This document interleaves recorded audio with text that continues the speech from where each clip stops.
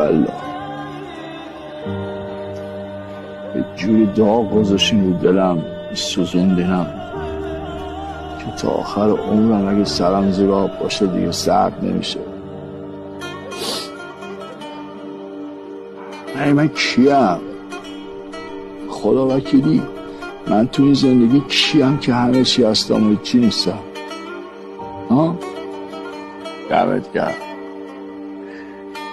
کل عمری که به ما دادی هر وقت فکر کردم تاسم نشسته تو 20 کشیدی نشستی هر بری شما خندیدی.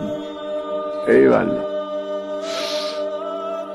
چرا من که حلال حروم سرم میشه، من که ناموس سرم میشه،